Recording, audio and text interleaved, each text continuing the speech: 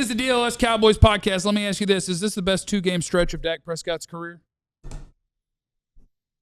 That's my agenda. That's what I said. I said that last after the game. I asked Jerry and Dak about that, and Dak said he doesn't remember a better 2-game stretch. And, again, we're talking about he went 13-3 as a rookie. He had 3 12-5 seasons. But during those 3 12-5 seasons, I always talk about, well, they didn't beat anybody. They didn't beat the Bills.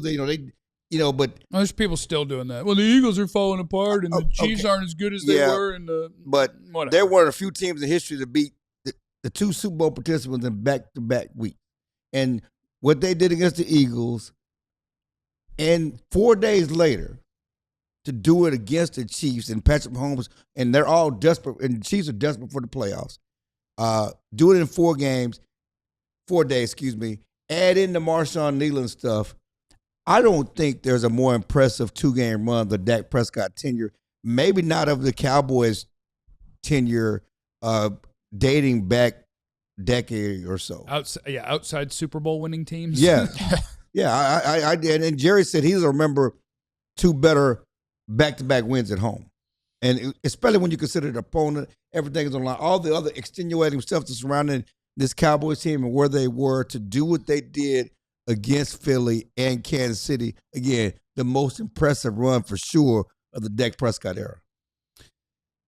Yeah, my problem is I'm the wrong person to ask about these things. That's why I just had to ask the question because I have the worst memory of all time. I couldn't tell you any other 2-game stretch. I don't know who they play. And I know we're recency biased, and it feels like, okay, yeah, that's because we'll remember because it just happened. But again, just think about it. I mean, and what they did and where we thought and going into the beginning of the season, what we thought about this stretch.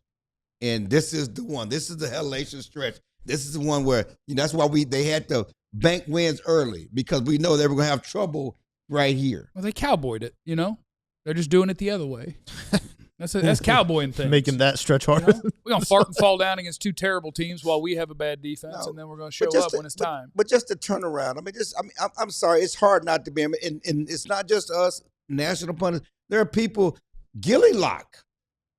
What is Gilly Lock? Stephon Gilmore tweeted last night, if the Cowboys get in the playoffs, they're going to win the Super Bowl. Gilmore tweeted that. That's not impossible.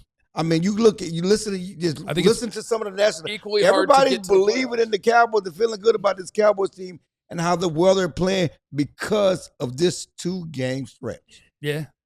Yeah. I mean, they've changed. I do think they're the team that nobody wants to play now. That's who the Cowboys are now. Last night, something that was incredibly important. Like, you have these moments in games that are really hard to pull off. And in the case of last night, I think the most important thing, do not let them touch the ball again. And so you make the plays to do not let them touch the ball again. And they did it. They're running into these moments, and don't get me wrong, it was a wonky way to get there. Because they also had moments where it was like, and we're going to try to throw a pick here, and we're going to try to fumble it away here. So, you gotta have the ball go your way a couple of times. But they're making the plays against good teams that you have to make in those moments, which I don't think is something that a lot of people are used to with the Cowboys. In that moment, it seems like the other team makes plays more often.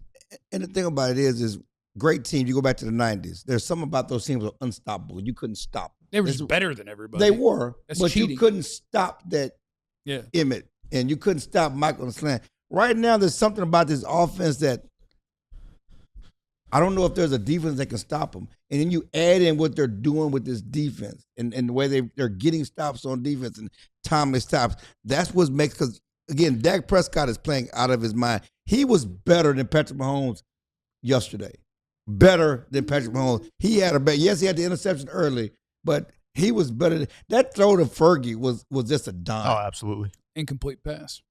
It was incomplete pass. It was a dime. It was a dime. I want to change the NFL rule.